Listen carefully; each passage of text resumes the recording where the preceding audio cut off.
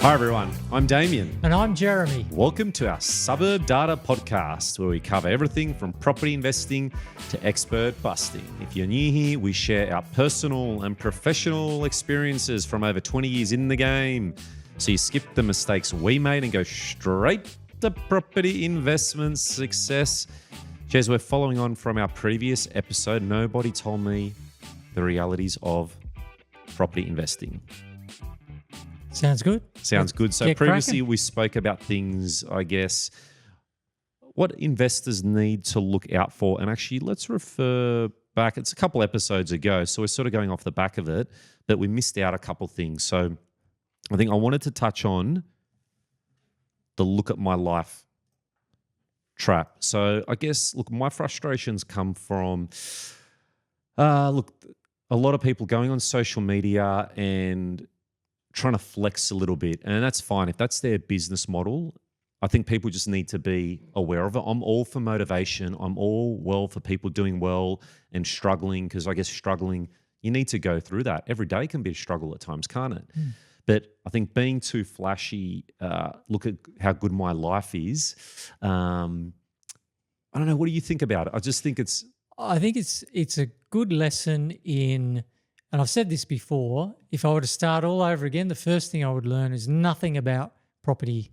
It's about marketing. How are they about to fool you? What are they trying to manipulate you with right now? And yeah, this flashy self-promotion is one of those things. It's you can be like me if you engage my services, buy my product. It is just marketing. It is marketing, because it's like, I don't have that. I want that. It's like you see it. So it's like that instant gratification. If I use their services, I'm going to get that right away. But the question you should be asking is, how are you performing against the national average? How good are you actually doing? Yeah, well, that's product. That's what I want to focus on, product. You lead with product, but all these, I guess, and look, you need a different angle. When there's more and more buyer's agents coming out, you need a different angle. And that's obviously a part of their marketing ploy. Hey, look at this. And I'm not knocking anyone like from a motivational, and you've been through it, that's great, good on you, but you don't need to flash it, Jez. Yeah, well, as soon as I know that someone's marketing to me, trying to manipulate me emotionally, I just switch off. But I know that a lot of novice investors would tune in. It's like I think I came up with this, hey, I'm a legend, look at me, awesome lifestyle, this is that, compared to what reality is actually look like. So it's easy for us to go online and show you what you want to see, but where's the honesty gone these days? Yeah, bit of class. Yeah. A lot of misinformation. The ice baths, I love this one. Everyone's getting into. Do you do the ice baths, Jez, or not? Getting the 1 degree. I don't understand what. You know, when you see on social media, look, I've just done the ice bath, how good I am, done the 300-meter jog. It's a little bit more than that, but I was just being a bit smart here. Going for the jog. Look at my omelette I cooked. They show you sort of their lifestyle, their personal routines, what it might be. And look, it might motivate some people, and that's great. I think motivation, you need to find that type of motivation. But I just think, are they property investment experts, or are they trying to be a life coach? Like, I get confused with this. I don't even see this. I must be getting really old. So you're telling me this is what's on social media? No, it's on social media, a lot of it. I'm glad I'm not on social media. Well, let's bring on the assistant to the regional manager. Have you seen a lot of this stuff? Yeah, I tend to see a lot of it through social media, and in my opinion, I feel like it's a very narcissistic kind of personality trait. So narcissistic tendencies, kind of like grandiosity, so where you exaggerate your achievements or talents. A lot of these people, I feel like, just have a sense of entitlement, and I feel like they're almost exploiting people's deep desires. Like, everyone wants to be successful, rich, good looking.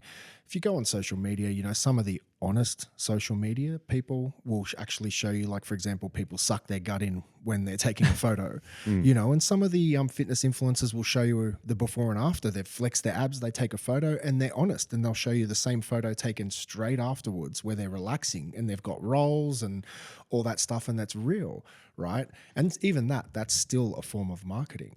But just the narcissistic tendencies, I think a lot of people are very out of touch. They don't realize the average person gets up, has to go to work, sit in traffic, grind it out, still struggling to make ends meet, when they're just like, oh, it's so easy. You can just have an egg white omelette in the morning and do your half marathon, and by midday you've bought a second property. And it's out of control. Well, that's I think some good points there. But I think, do you remember years ago you asked me, Jez, how do I make $1 million? And I think I must have just like read a book on property or something. I don't know. But I said, sell hope.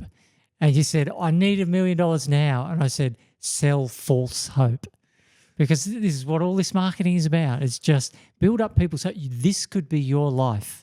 All you need to do is engage my services, buy my book, my course, my product, whatever it is. just pay for my $25,000 my service, $25,000 service here and there. Do this, and you see that car that I just got there? That's from the fee that I just acquired. But look, I'm all for like hard work. For me, it's just more about look. Some people resonate with it. It's just they're playing on people's emotions, aren't they? Yeah. So- It's a stereotypical feel-good motivational speaker. Get everyone in a moment of hype to sign up to your program or subscribe and.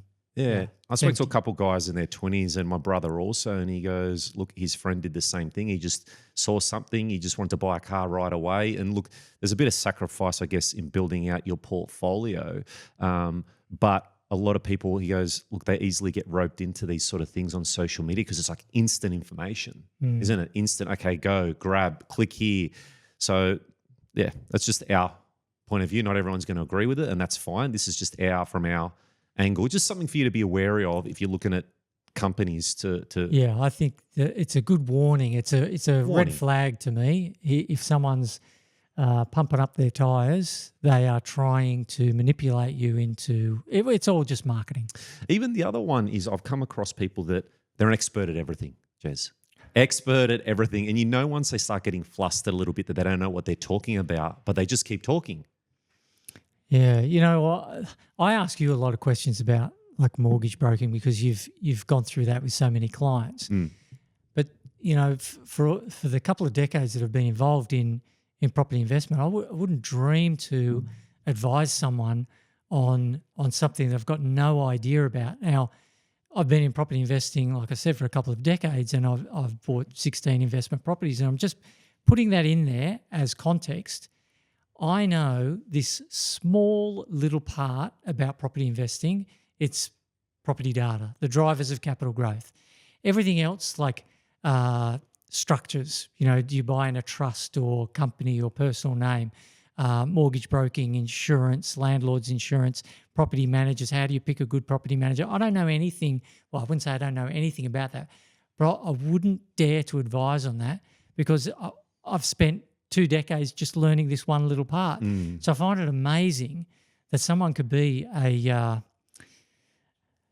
Fin-fluencer or a property investment expert, and they're talking about life coach type skills. Like you've managed to trick people into believing that you're an expert. It was so easy. Let's expand. Let's go into life coach. I can teach you anything. I can teach you about relationships now.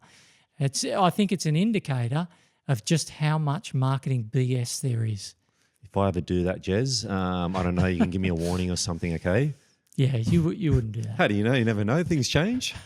Let's say the rise of free research and Fin-fluencers. So I've been hearing this term Fin-fluencers lately, which I'll jump to, but you hear a lot of things about free consultations, free research platforms, and I think initial consults are good to weed out and work out who you want to work with. I think it's a great way. It's a good learning experience.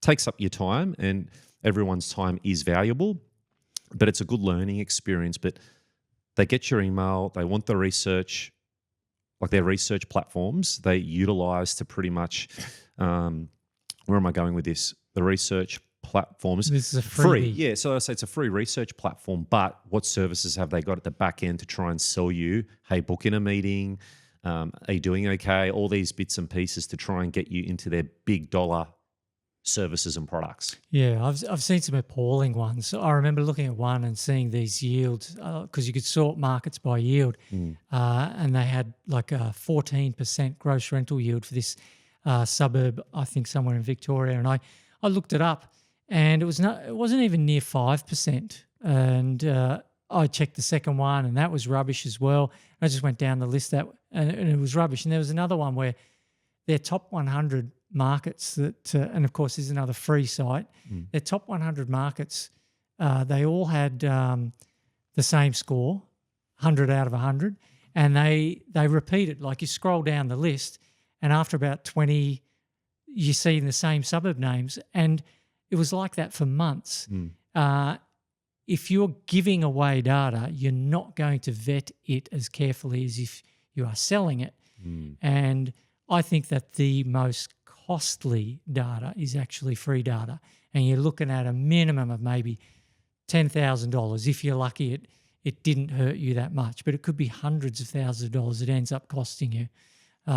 Free data. I mean, obviously we sell data, so I might be a little bit biased there, but of course I check out other people's data, and some of it, a lot of the free data is just rubbish. But even like not just even using our paid data, you can look at other companies and cross-validate and see what works for you. It's just another thing maybe on your checklist before you go invest hundreds of thousands of dollars or building out a portfolio. I think is really crucial instead of just getting a dart, having a go, and that's it.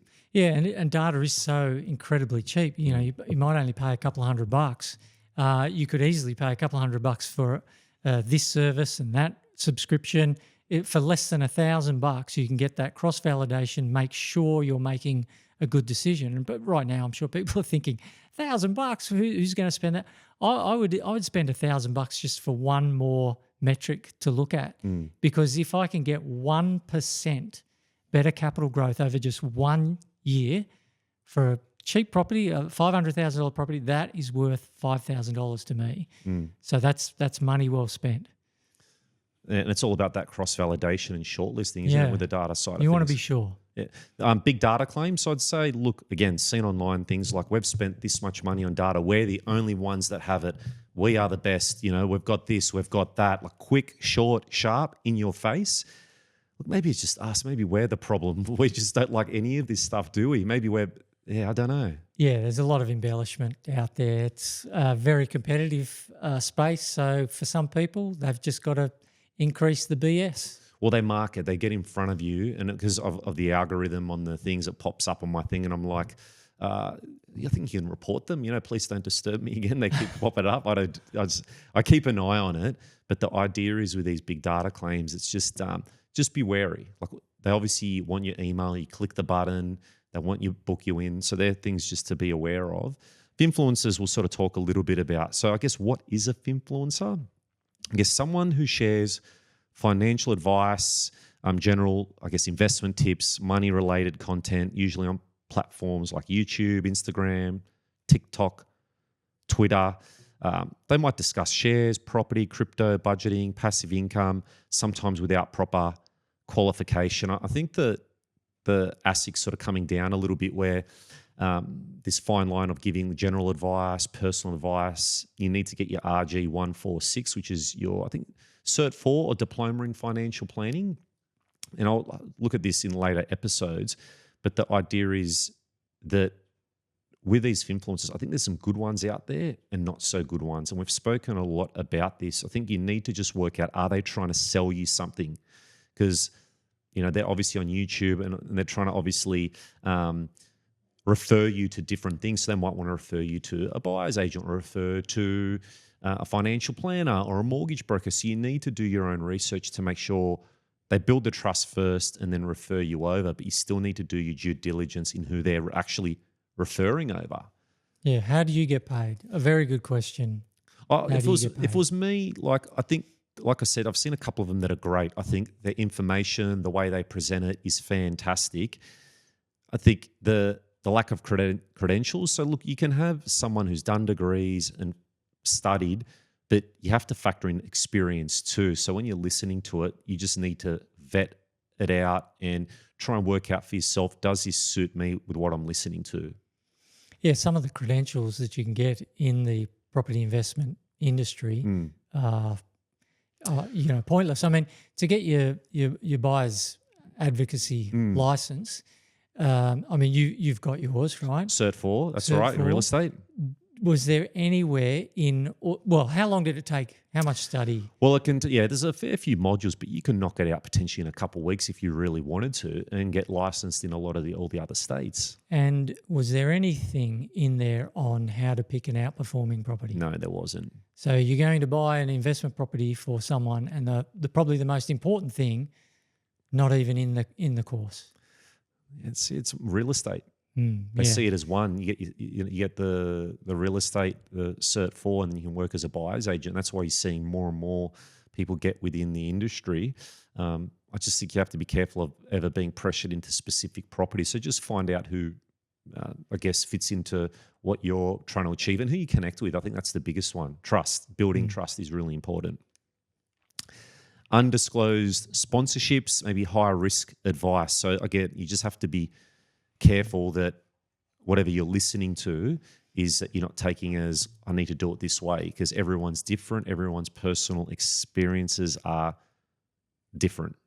Yeah, and I've noticed on this one, this undisclosed sponsorships, pretty broad term there, but one example that I've seen for many years is you have a property developer, and part of their marketing is maybe a research team that works with property investors to help them get into the property investment market. And really all they are is just glorified sales agents trying to flog off the developer's stock. They make it look like they're coming on your side and working with you, but developers are the property investor's enemy because supply is the enemy of capital growth. And I think a lot of people have caught on to that now, haven't they? Like maybe 5-10 years ago, there were a lot more OTPs off the plans. But these days, I think a lot of people with the amount of, I guess, content out there are aware that, land, stay away from high-rise units, oversupply, like it's quite heavily reflective now in the industry, isn't it? Yeah. Well, that's good that they've picked up on this and that there's more people talking about it. But it used to be very difficult. I can remember years ago posting something on LinkedIn and just getting barraged with a whole heap of hate from people who obviously got a commission flogging off the developer's stock. And the thing is, like, what experience has some of these Fin-fluencers have? Like, they might talk about their circumstances which are transparent. Fantastic if they're transparent. But are they property investors or are they share investors? You know what I mean? So it's just, I think education's always good, but you just need to figure out what works for you. Yeah. I can remember reading back in the day when they printed magazines, this guy had a column in Australian Property Investor magazine, and I always found what he wrote to be entertaining, but at the end of it I thought, how do I use that to make a better informed decision now? And then one year I realised why, because he started off his blog, his post with, I've just bought my first investment property. And all this time I'm thinking, oh, he's an expert, he's an investor, he'd never bought before. And that's why I couldn't use what he was talking about, his demographics and data, to any good use. So, yeah, experience and, sometimes there's a lot of chirp, chirp, chirp. The coaching and advice industry, life coaches, limited scope advisors, real and fake experts. So maybe the life coaches, like, are they qualified or just motivational speakers? So again, you see a lot of things with these life coaches, like these BA firms or directors or CEOs or whatever it might be of the business flashing online about how they run their life. Like I said, get up in the morning. I went for a 3-minute walk, got that light exposure in the morning. Nothing wrong with getting light exposure in the morning, but I'm just saying they flash it all out on the media. I mean, like on their social media. Yeah, I just find this so contradictory. A life coach. So as I was just explaining, it's taken me 2 decades of work for one very small part of property investing for me to be, forgive the arrogance, I believe I'm an expert in. So how is it possible that someone else has done this for all aspects of a person's life and they can now coach you in it? Don't you need experts on law, on finance, on insurance, on health, on medicine, on, and even then in medicine, there are oncologists and podiatrists and physiotherapists. I mean, it just seems bizarre that there is a thing called a life coach. They know everything. And some of them are like in their 20s too. I'm serious. I'm serious, but they get on the line like it's just like they might be in their mid-late 20s or early 30s. What TikTok? I don't know, all of them. Yeah, all of them. But it's just more the fact that I don't know if they mean to do it, if it's just a matter of like they actually want to motivate other people, or they do it to go, hey, click the button, book in a consult, utilize me. I'm the one that can take you to the right place because of this. There is no such thing as a life coach. There can't be. Look, I think certain aspects, it depends on what you, it depends on, I guess, what you're looking at. I'm obviously big into a lot of these things, trying different things. And I think you just need to work out what fits into your lifestyle. But I'm not going to go flash it on social media and do all that stuff. I just wouldn't do it.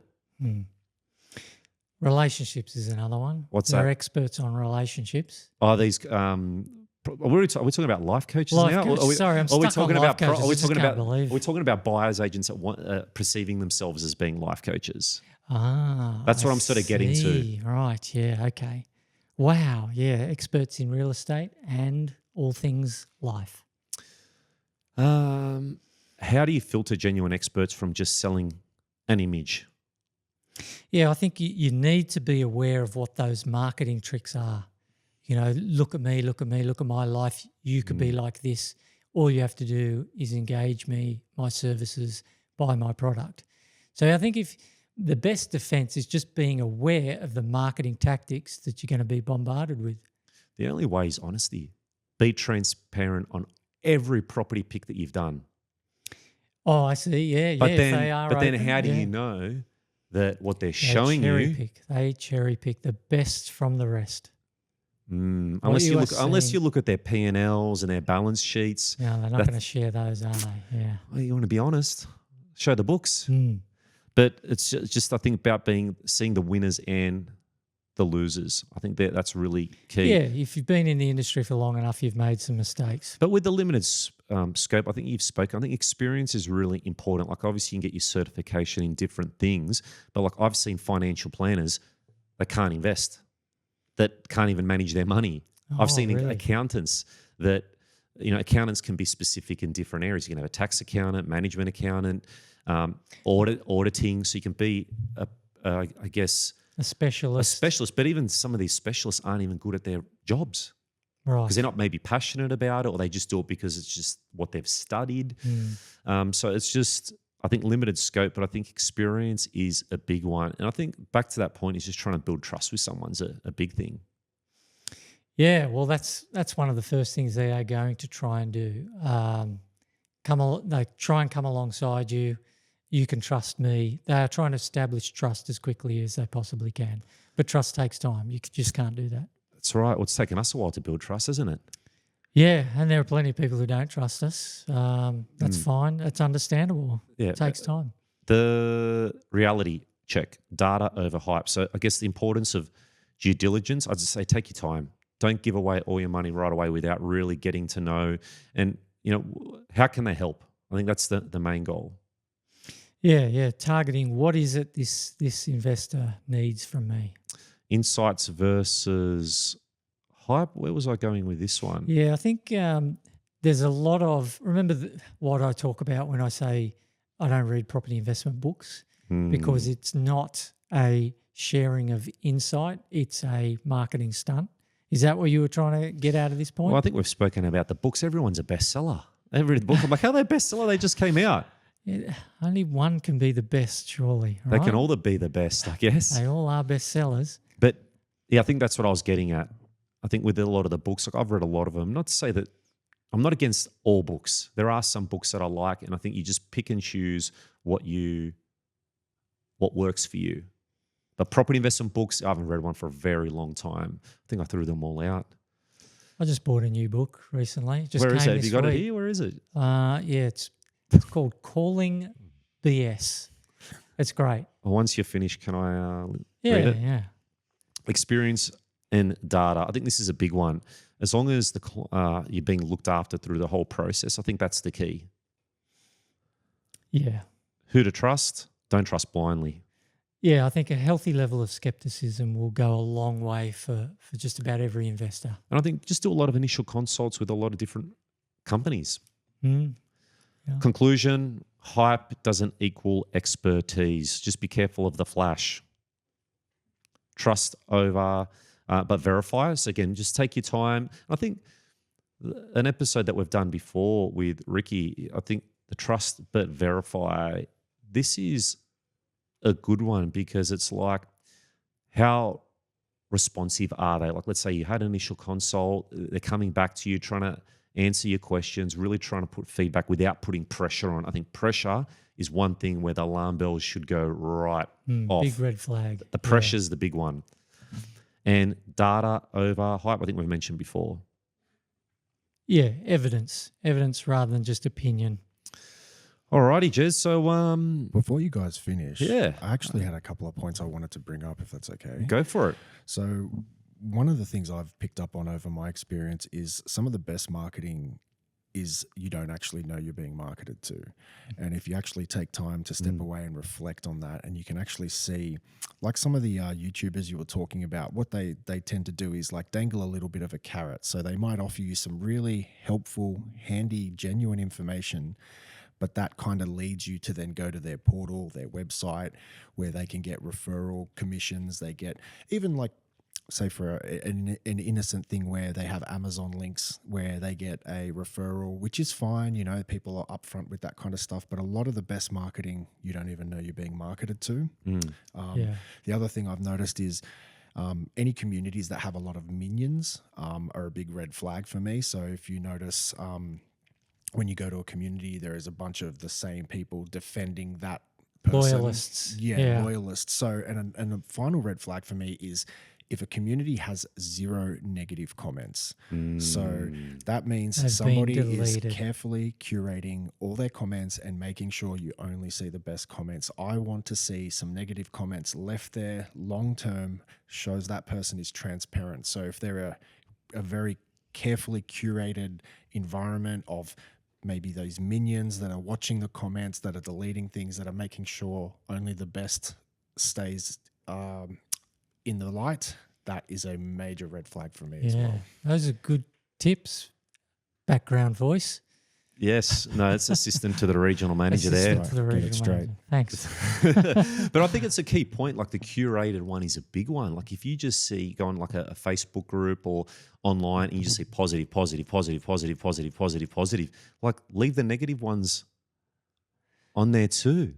Yeah, that's a good tip. I never would have thought to even check that. I mean, I don't look at Google reviews anyway, but that's a good one. But if I was starting out, I would have most probably fallen for that a long time ago. Some negative comments, and I do know that I've had other people say, I was on this Facebook group and I was commenting and I was just correcting someone, and all of a sudden, delete, I'm gone, I'm off.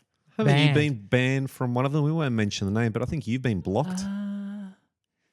I've tried to subscribe and couldn't get in, but Blocked. I say blocked. So you've been blocked. Yeah. Okay. So, Jez, good episode. Hopefully, look, it's going to resonate with some people. But again, we just want to let everyone know about some warning signs just to be aware of. And again, it's from our take, and we might sound super negative with it, but it's just like, I'm all for motivation. You need to find your own motivation. It's tough to build a portfolio. There's a lot of people struggling out there, and they see these things. Oh, this person's got a portfolio of 50 million. I need to, they're going to solve all my problems. It doesn't work like that. Only you can solve your own problems. Yeah. And you got to flush that out. So, and I think, look, we've been there, haven't we? I know I have the struggle, and you have too. But yeah, I don't think there's any shame in admitting you got fooled by, someone from their marketing. I think the shame comes when you realise that you've been fooled, and then you just continue to believe the same nonsense. Over and over. Yeah, so there's learning. It's a case of learning from mistakes, isn't it? All right, Jess, so where can listeners go for more resources? click on the subscribe. You'll be notified when we've got another ep coming out, and let us know if this is the sort of content you're interested in. Share it if you know someone else you think could benefit from it. And we've got a big 2025 coming. We've got some exciting things that we're just going to keep on the download for now, but it's going to be an awesome year. I'm really pumped for it. But that's all right. Like, share. Most importantly, always do your due diligence before making any property investment or cash flow decisions. Thanks for tuning in, and we'll see you in the next episode. Take care and bye for now.